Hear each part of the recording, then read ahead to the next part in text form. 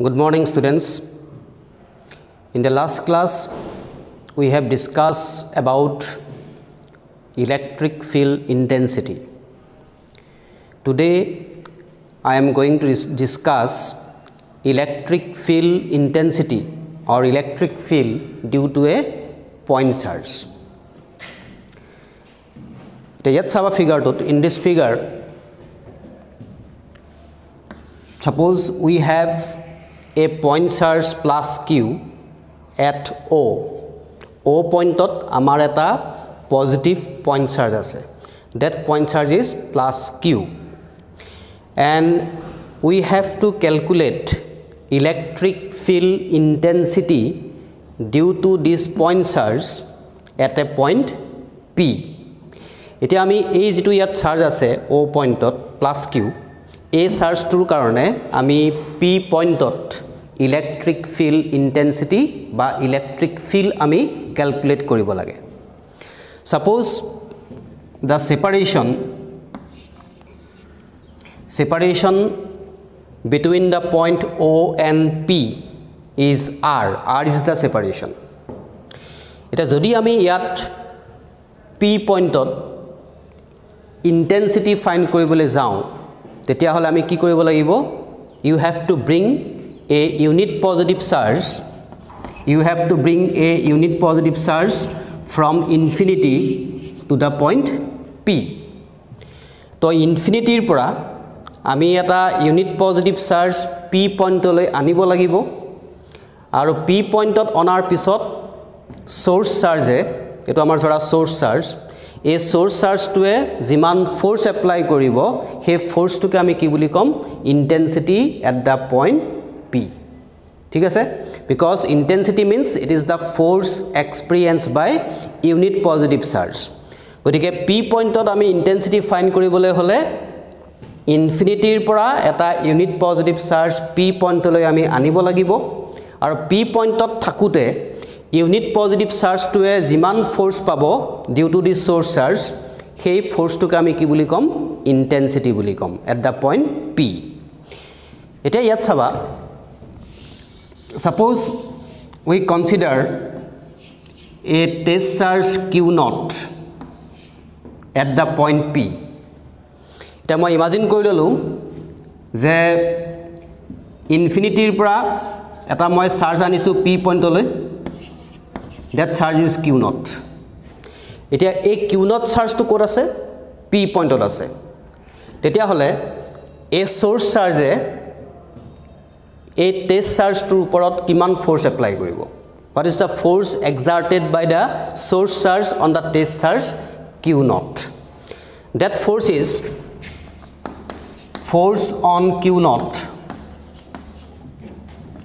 due to Q plus Q. Ki likhim ami F equals to Coulomb force 1 by 4 pi epsilon naught Q naught. Separation is R, so it is R square. ठीक है sir? This is the Coulomb force exerted by the source charge plus Q on the test charge Q naught.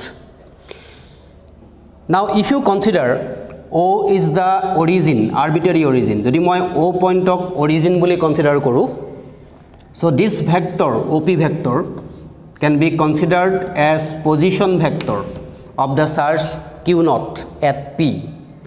গতিকে আমি যদি এই line ডালক আমি যদি vector বুলি consider কৰো this vector connects origin to the position of the charge Q naught at P, so this vector can be considered as position vector R vector.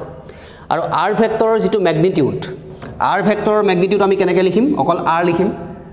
So this R represents separation between plus Q charge and Q naught charge.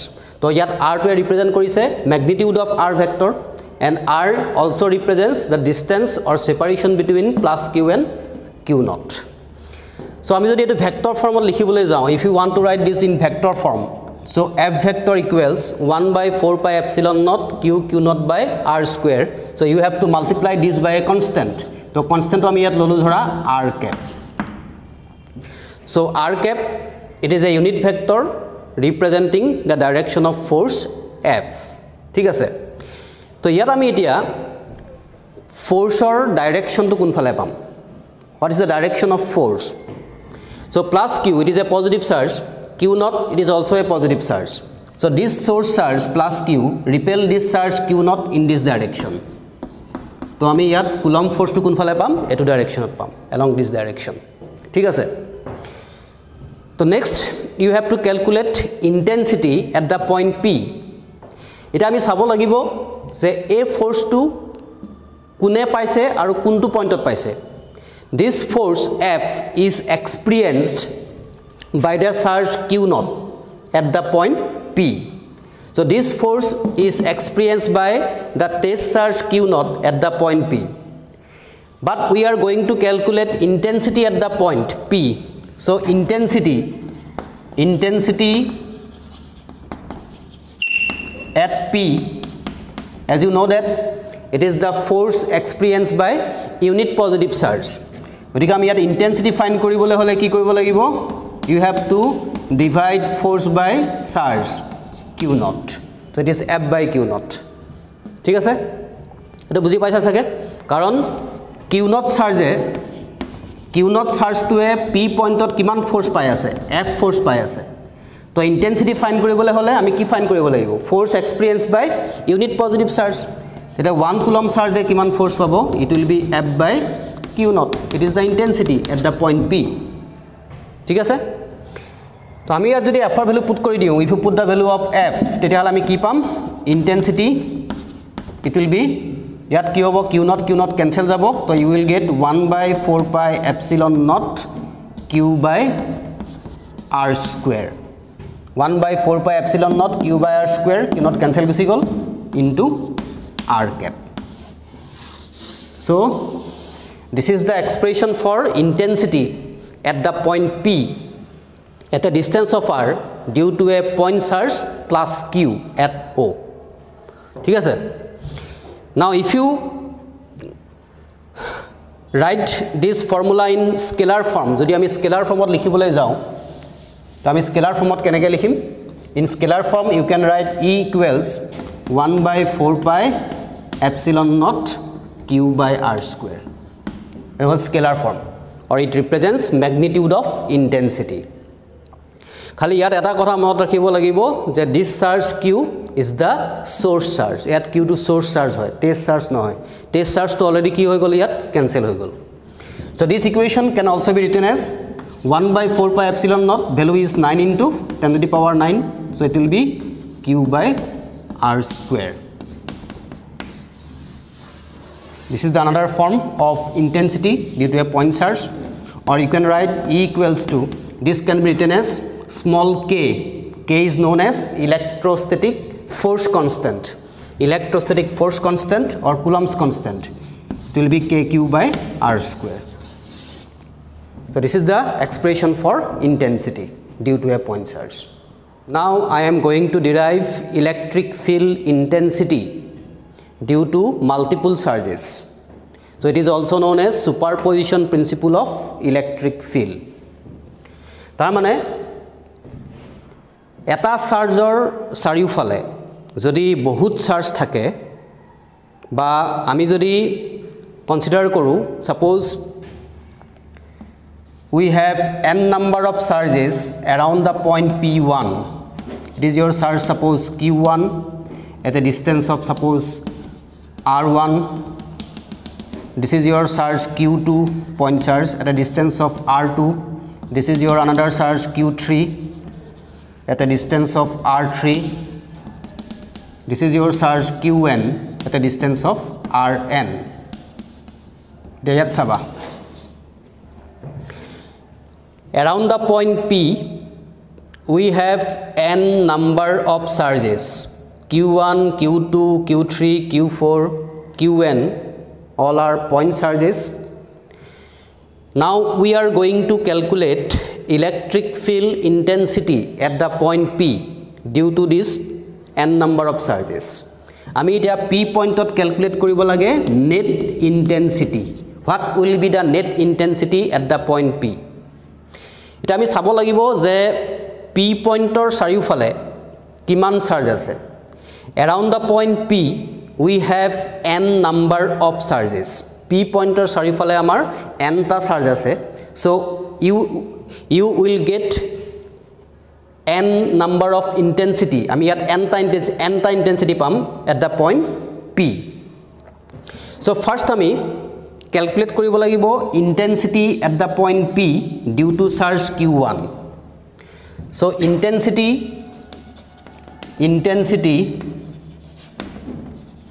at P due to Q1 কি লিখিব পাৰিম suppose E1 equals intensity due to a point charge. The formula is 1 by 4 pi epsilon naught Q by R square ahe. Here your source charge is Q1, so you write Q1. So P point of intensity find korisa, so separation is R1, so it will be R1 square. ঠিক আছে? This is the intensity at the point P due to charge Q1. তে আমি যদি এটো vector ফৰ্মত লিখিবলৈ যাও, so you give here vector sign over E1, then you have to multiply this by a unit vector, so it is R1 vector, suppose R1 cap. So R1 cap represents direction of E1. Similarly, next you find intensity at the point P due to charge Q2. So intensity at P due to Q2. আমি Q2 কাৰণে এটা কিমান পাম? It will be E2 vector equals কি লিখিব লাগিব 1 by 4 pi epsilon naught কি লিখিম এতিয়া Q2 লিখিব লাগিব Q2 by R2 square. Separation is R2, so R2 square into কে লিখিম R2 cap. So R2 cap, it is the unit vector representing the direction of E2 vector. তো আমি তেনেকৈ এতিয়া next আমি কিমান লগে পামগে you will get intensity due to point charge Qn ৰ কাৰণে আমি ফাইন্ড কৰিব লাগিব তেনেকৈ আমি পাই থাকিম. Therefore intensity at P due to Qn, it will be En vector equals 1 by 4 pi epsilon naught Qn by Rn square into Rn cap. So we have n number of intensity at the point P. এতিয়া আমি calculate কৰিব লাগে যে ইয়াত P পইণ্টত আমি net intensity কিমান পাম. What is the net intensity at the point P? So according to superposition principle, if you want to calculate intensity at the point P, then you have to add or you can take vector sum of intensities at the point P. তেতিয়া হলে আমি net intensity find কৰিবলৈ হলে আমি ইয়াত কি কৰিব লাগিব individual intensity বিলাক add কৰিব লাগিব. Therefore net intensity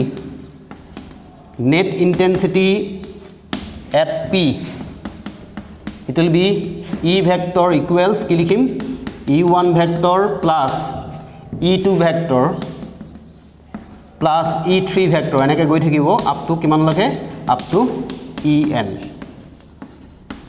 হয়নে গোটেই আমি ইন্টেন্সিটি বিলাক এড কৰিব লাগিব. এটা আমাৰ কমন কি আহিব কমন আহিব আমাৰ ইয়াত 1 by 4 pi epsilon naught common আহিব. You take 1 by 4 pi epsilon naught as common. তাহলে ইয়াত কি থাকিব এতিয়া ব্ৰেকেটৰ ভিতৰত আহি যাব আমাৰ Q1 by R1 square into R1 cap plus next আহি যাব Q2 by R2 square into R2 cap. এনেকৈ আপটো কিমান লাগে আহিব n লকে আহিব Qn by Rn square into R cap n. ঠিক আছে তো ইয়াৰ পৰা আমি this can be written as আমি এনেকৈ লিখিব পাৰো 1 by 4 pi epsilon naught. if you use summation যদি আমি summation symbol use কৰো তো আমি লিখিব লাগিব qi 1 আছে ইয়াত 1 আছে ইয়াত 1 আছে qi by কি লিখিম এটো ri square ইয়াত লিখিব লাগিব r cap I. এটা আমি চাব লাগিব যে ইয়াত i এর ভ্যালু কিমানৰ পৰা স্টাৰ্ট হৈছে. value of I starts from 1 পৰা start হৈছে কাৰণ ইয়াত 1 1 আছে আৰু শেষ হৈছে কোড n ত শেষ হৈছে এটা আমি ওপৰত দিব লাগিব n. So this is the ultimate expression for intensity at the point P due to n number of charges.